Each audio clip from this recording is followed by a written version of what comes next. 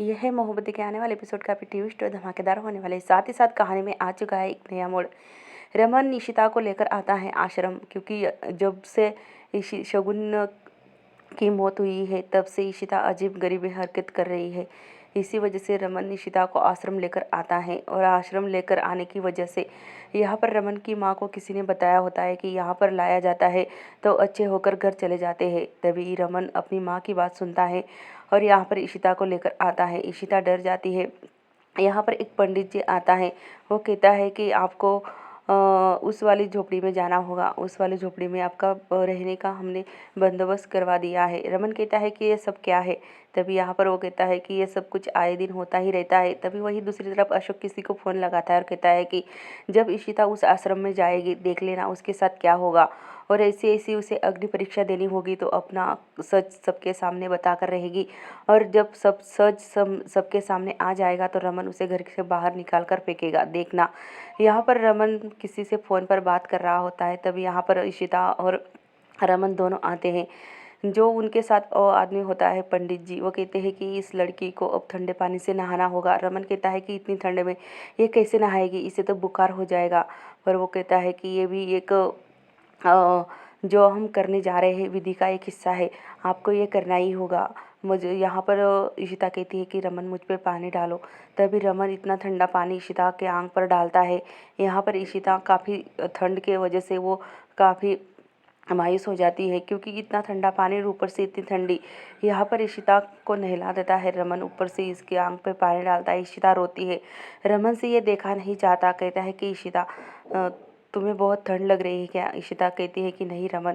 तभी यहाँ पर एक आदमी आता है काले कपड़े लेकर। वो कहता है कि इस लड़की को अब आप अंदर लेकर जाओ और ये कपड़े बदलने के लिए कहो। तभी इशिता देखती है कि काला ड्रेस है।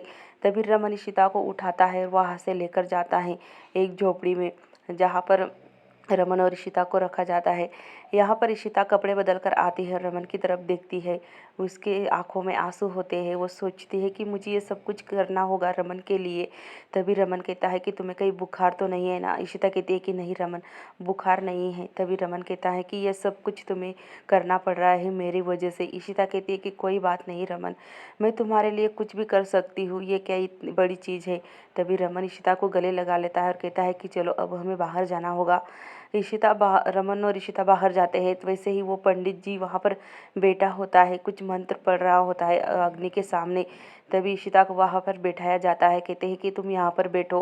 तभी यहाँ पर कुछ अजीब अजीब सी चीज़ें डालने लगता है आग में, और वहाँ से धुआं निकलने लगता है। इशिता को उससे तकलीफ होती है। और यहाँ पर तब तक रमन के माँ बाप और इशिता के माँ बाप और मिहिका भी आ जाती है। तब यहाँ पर सारे लोग देखते हैं। सिमी संतोषी कहती है कि देखो जी, कैसे अजीब गरीब लोग हैं यहाँ पर और कैसे हरकतें कर रहे हैं। मैंने यहाँ पर इशिता को भेजकर ठीक तो किया है ना, कहीं इशिता के साथ कुछ गलत हो गया तो मैं इसकी जिम्मेदार होंगी। तभी यहाँ पर इशिता की माँ कहती है कि नहीं संतोषी, ये तुम्हारी गलती नहीं है। हमें यहाँ पर इशिता को इसलिए लाए हैं कि वो जल्द से जल्द ठीक हो जाए, और तुम क्यों अपने दिल को खा रही हो, मन को खा रही हो। तभी यहाँ पर संतोषी कहती है कि नहीं समदन जी, मुझे बहुत अजीब गरीब फील हो रहा है। मैं यहाँ पर इशिता को भेजना नहीं चाहती थी, पर मेरी मजबूरी थी। जल्द से जल्द इशिता ठीक हो जाए, बस मैं यही चाहती हूँ। तब सबके सब कहते हैं कि कोई बात नहीं है, कोई चिंता करने की। हमारी इशिता यहाँ पर आई है ना, तो ठीक होकर ही घर वापस जाएगी।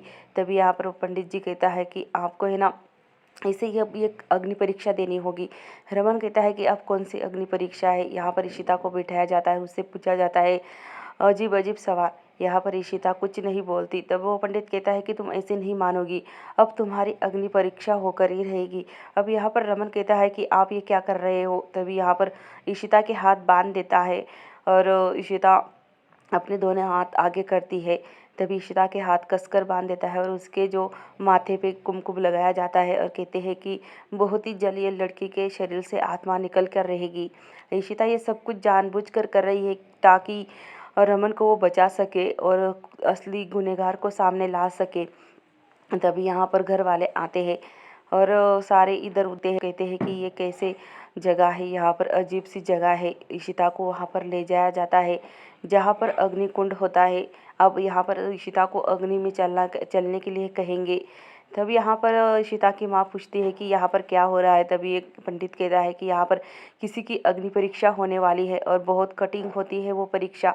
इशिता को यहाँ पर ढोल बाजे के साथ लाया जाता है हाथ बांध के, और कहते हैं कि तुम्हें यहाँ यहीं से पार करना होगा।